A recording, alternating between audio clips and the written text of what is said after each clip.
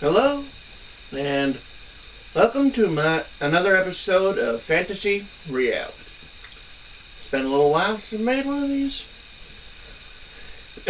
On the plus side, I'm still here, which of course is always good. Now, back in August, I ended up joining a group of people who play Dungeons and Dragons. And I've had fun.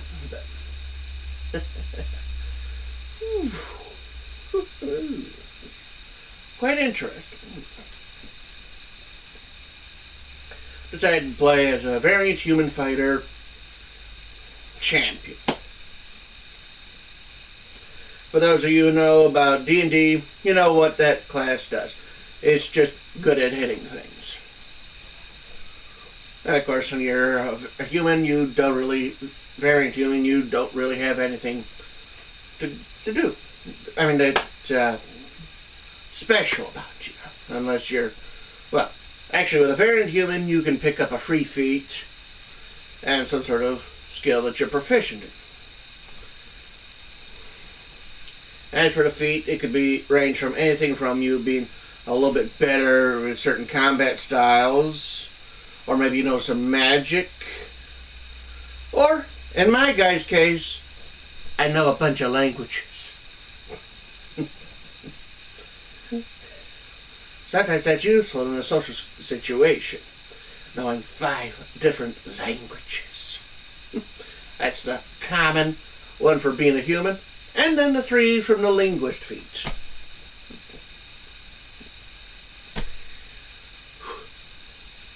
Well, if you think about it, wouldn't be implausible if, with the right race and class combination, race, class, and background combinations, plus the linguist feat, you can easily know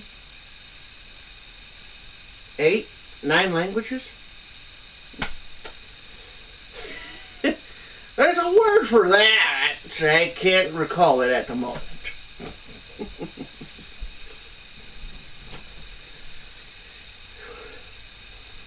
Well, anyways, those of you who know what's going on, this being June of 2020, you know about our current situation. I don't need to tell you. You know it. Well, my group, which meets in person, well, we haven't been able to meet because, well, current events. And, well,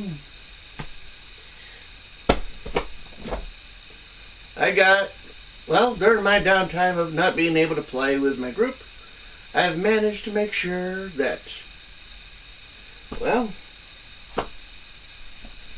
our group will not lack in reference material, which is very good, because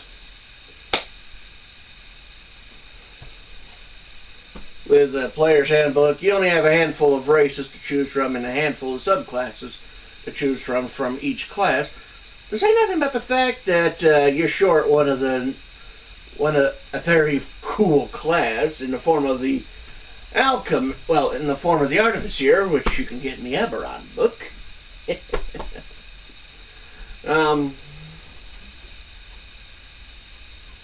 Well, anyways, I have most of the player-related books. I mean, there's a couple I don't own. I hope to get them with the next couple of months or so.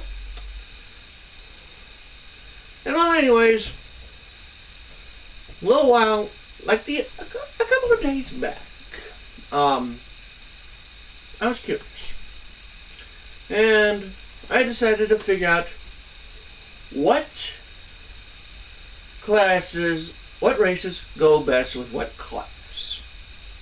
Now, I'm not going to go through each of these races and say which class they're all good with, but let's take a look at the standard point spread from the Player's Handbook, which is a very decent spread. It's a 15, 14, 13, 12, 10, and 8.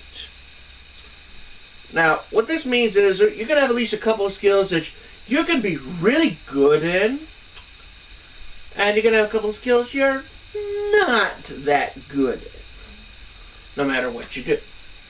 Now, stats that you have stats you're going to be good with, and you're going to have stats you're not so good with, and then, which of course means when it comes to skills, you're going to have skills you're going to be really great with, and at the same time, skills you're not going to be good with.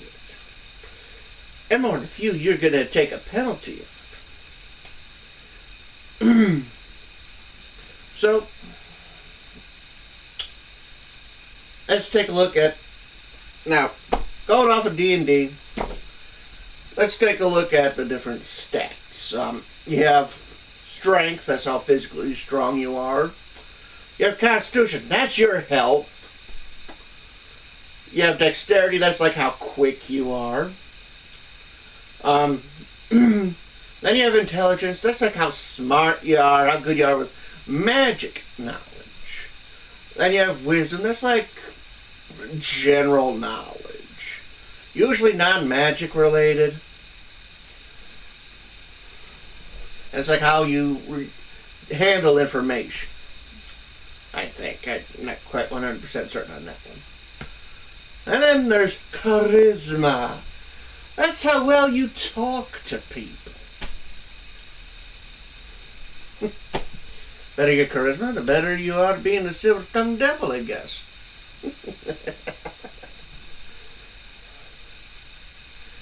Well, anyways, as I go through these books, I took a look at how different races have different stat bonuses, and a couple of them actually have penalties. In Volo's Guide to Monsters, there's 2 races that actually have a stat penalty. Those being the Orc, who has a -2 in intelligence, and the Kobold, who has a -2 in strength. Although subsequent books, such as Eberron and Wildmount, have changed the Orc to not have that -2 in intelligence. Although I've yet to see although there haven't been any books that have improved the Kobold to reflect its penalty, because, well, the Kobold, well, at least with the Orc, it's got some good bonuses, like a +2 to strength, a +1 to constitution, and then, of course, that -2 to intelligence, at least according to the Volo's book. But the Kobold, -2 to strength, +2 to dexterity. You'd think there'd be something else to compensate for that penalty in strength. But anyways, let's take a look at the various classes real quick. Strength. Classes that benefit from strength are your strength-based fighter, barbarian, paladin, strength-based druids and clerics, and pretty much anything you want to use in a melee fight. Now, is it possible for other classes to benefit from strength? Yes. But it kind of depends on how your playstyle is going to be. For instance, a rogue, yes, could have an increased strength, and you could play this guy as a thug who goes around beating people up. It's doable. Then, same thing with the other, maybe a strength-based ranger, yeah. That's doable. But like I said, fighter, well, strength-based fighter, paladin, barbarian, as well as strength-based cleric and druids. Those are the classes that benefit from strength the most. Constitution, that's health. Everybody benefits from a high health. So, my best bet would be you make that your second highest stat, no matter what class you are.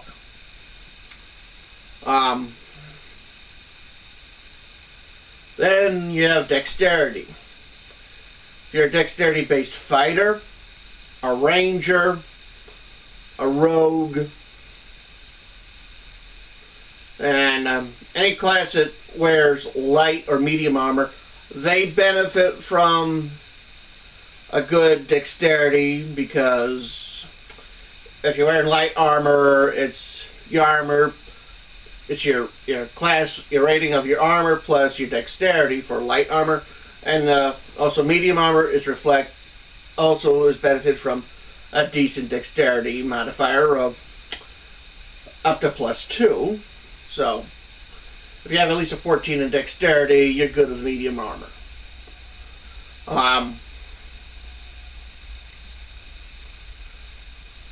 And like I said, any class that wears light or medium armor would benefit from dexterity.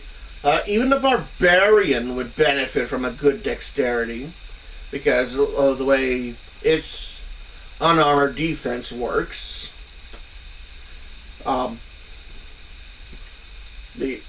Which is a Constitution modifier plus dexterity modifier. Another class that benefits from a high dexterity is the monk, who can't wear armor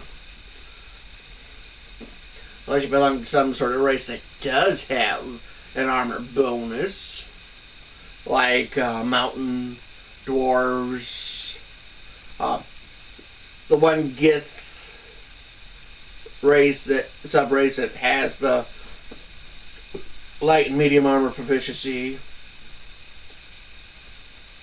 Don't know it right off the top of my head. And hobgoblins, they have a light armor proficiency.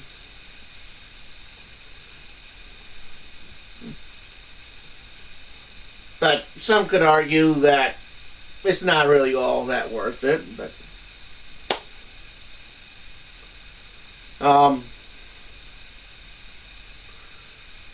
yeah, unless you're a ranger, rogue, monk, and pretty much anybody else who uses light armor or is affected, or even spellcasters, they want a good dexterity. Let's see. Then you have wisdom, clerics, druids, and monks. Those three, they need a good wisdom modifier for the spells, spell-wise for the cleric and druid, and apparently for monk, you're smart enough to avoid taking damage.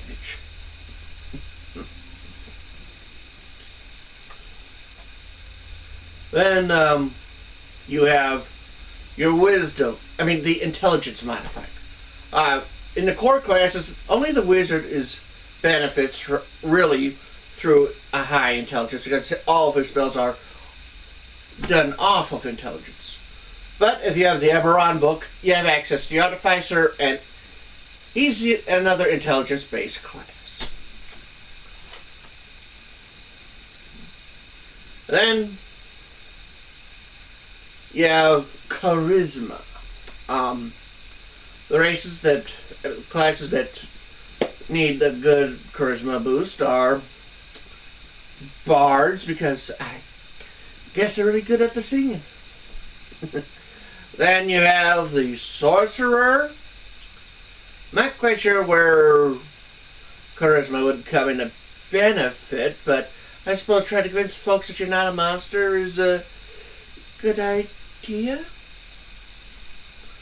Then there's the Warlock, who gains their power through a patron, and I guess you need to have a real good grasp of communication in order to convince some all-powerful being to, yes, I shall grant you some of my power and joy. You know.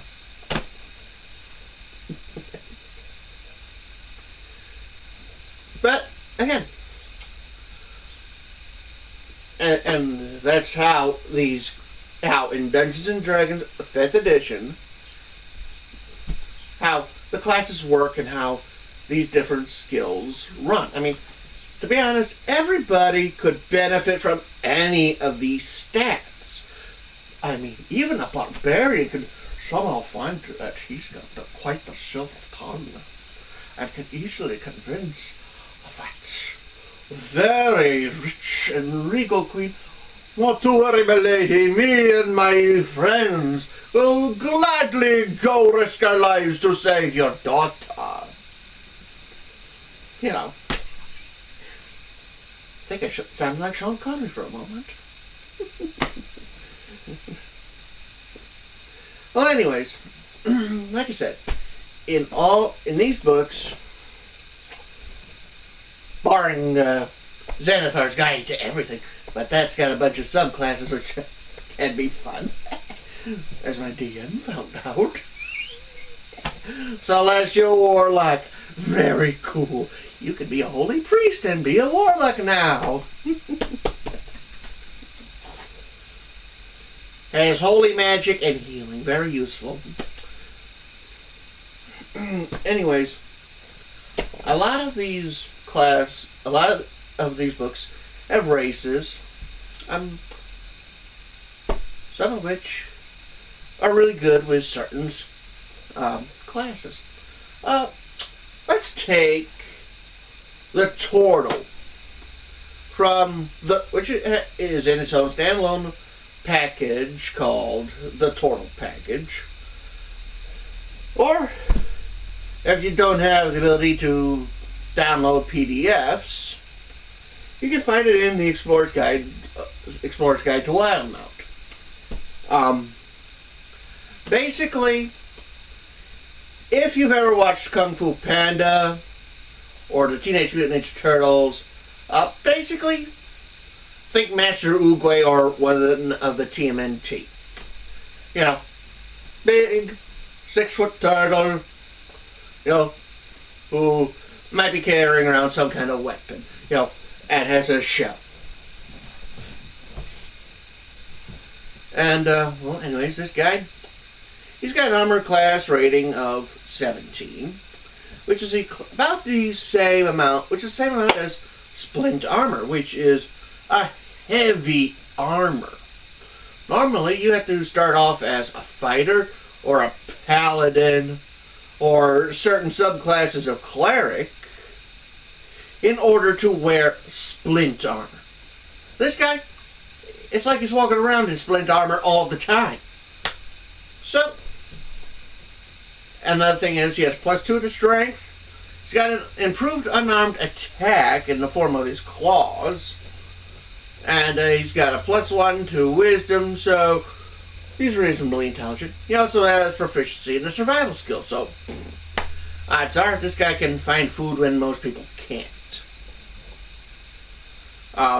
He also has the ability to withdraw into a shell for +4 increase of his armor class, and which can be useful other than the fact that you are now prone and you have disadvantage on dexterity saves. Whereas you have advantage on strength and constitution saves. Now,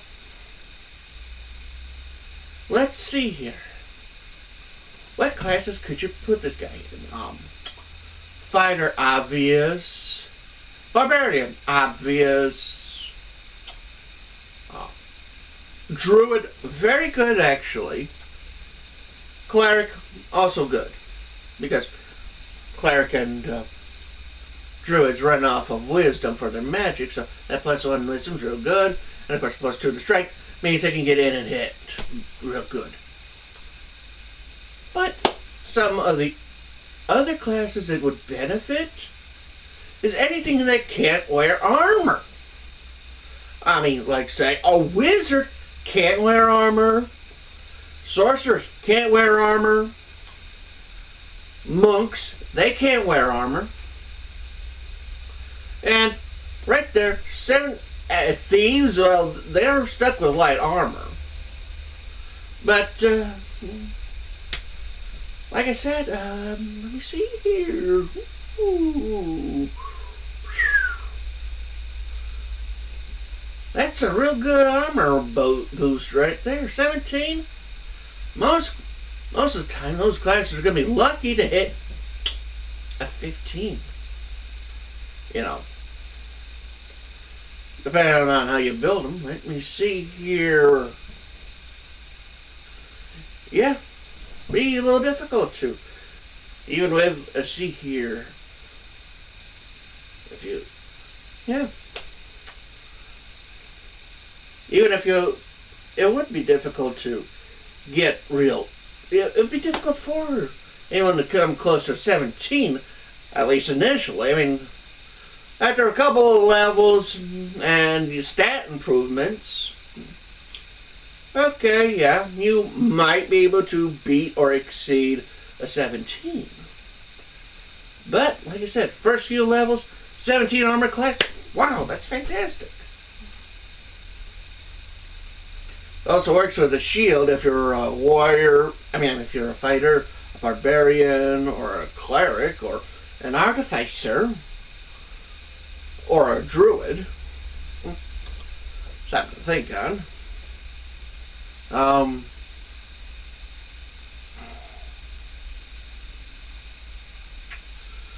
But, like I said, a wizard, let me see here, 17 natural arm.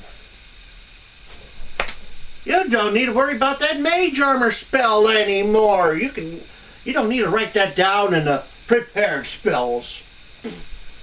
Unless you have a feeling that you might want to cast that on an ally who's quick, you know. Like maybe you're in a prison situation and the thief has been currently stripped of his armor. You might put a spell on him. But you don't need to worry about that spell on yourself. Like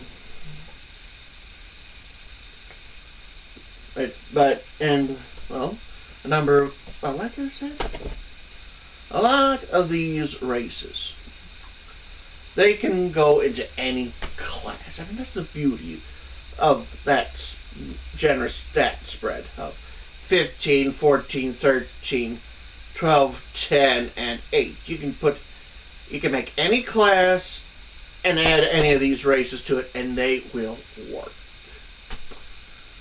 Even a kobold as a paladin.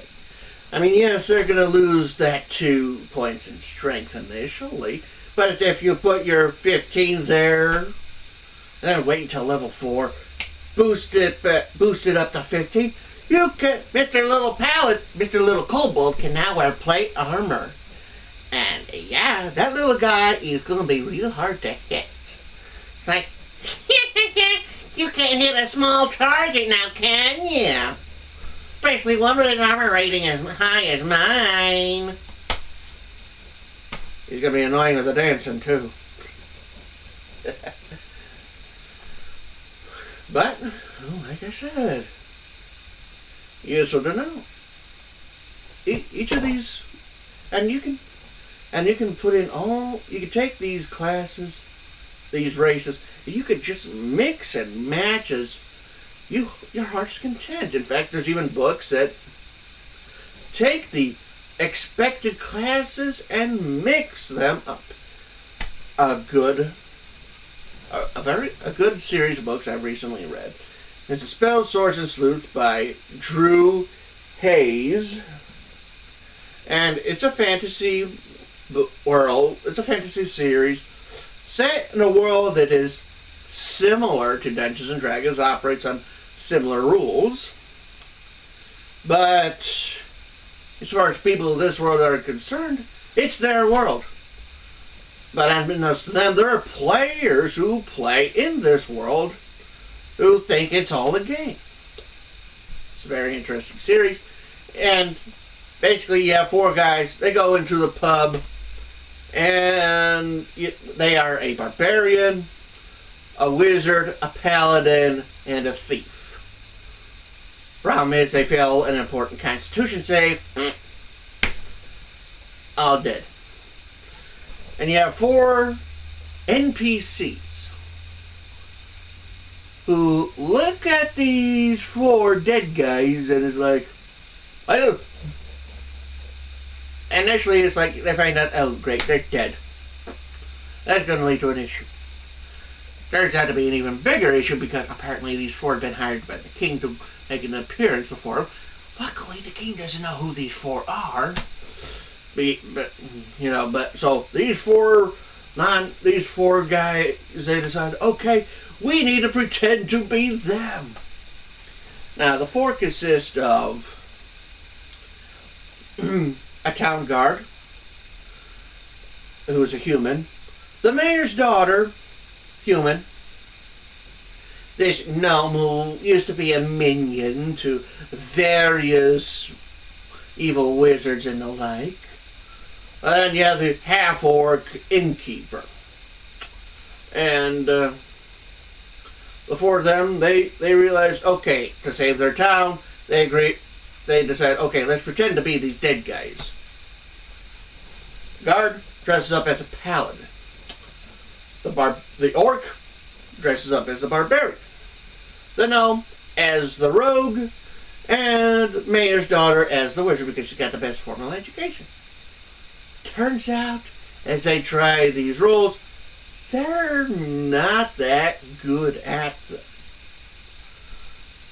And after being captured by some goblins, whom the mayor's daughter's on very good terms with, hi guys. Well, it's like, okay, we stink at these roles. Well, demons attack, and through sheer accident, they realize they're actually good at the other guy's jobs.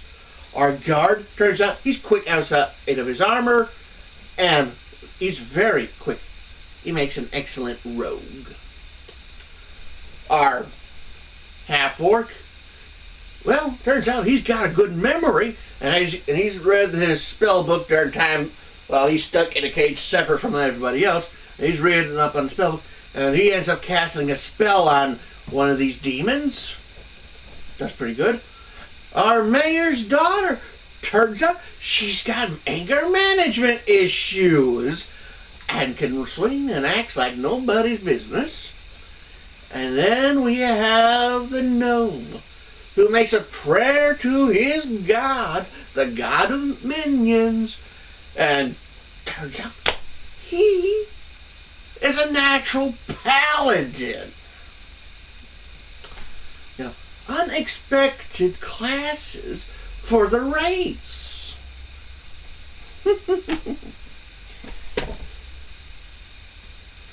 And these guys, initially, they're nothing more than pretend adventurers who are just trying to save their home village from the Mad King.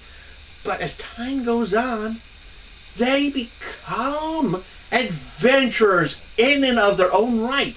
And throughout the course of 4 books, mild spoilers, they upset this particular king when they find a very important artifact.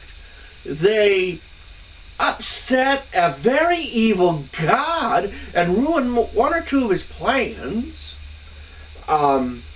They rob this dragon. And also, in the process, they learn the truth of their world, that there's these people from this other world who create meat puppets to interact in their world.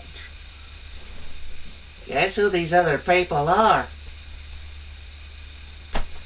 Yeah. Guys sitting around at a desk playing a game that is called Spells, Swords, and Stealth. Which is very much like D&D. And, well, also another thing is some of these players are learning that they're actually playing in another world. And their actions have consequences in this world. And one player found out the hard way that you should never charge at an angry gnome, at a gnome who's got an attack prepared. Because in the real world, that guy found out getting sliced by a knife hurts. And of course, at another table, these other 4 players who are decent, you know, they kind of they tend to role play as good characters, and they're smart enough to, let's just stay as good characters after they see this whole interaction go on, and manage to convince these non-player characters who are main protagonists that, listen, we're not your enemies. In fact, we've helped you out. You know, they're smart enough to realize, let's work together. And another thing and personally, I can't wait for book number 5, because the way things go, I have this feeling that, because in book number 4, the player characters and the non-player characters and the player characters, they don't interact like they did in the 3rd book. But the way it ends is like, the one is told, you're going to meet allies in this city. And as for our, non-player characters told, you're going to need allies, you'll meet up with them in this city. And the player characters have been told, head to this city for answers in regards to how this world is really run. And I can't wait. And I wonder what book number 5 is going to say. But, like I said, that had unexpected race class combinations. And in Dungeons and Dragons, you've got easily 100 different races and sub-races to choose from. And likewise, you've got 13 different classes to choose from. I mean, let's see, you have Fighter, Barbarian, Bard, Cleric, Druid, so you have Monk. Well, you got a bunch of different classes, and each of those classes have at least 3 subclasses. So the possibilities are endless. And even if your character isn't optimized for, via race and background for that class, you can still make a pretty cool character who knows what they are doing. Well, that's it for this episode of Fantasy Reality. Talk to you some other time. Alright? Bye.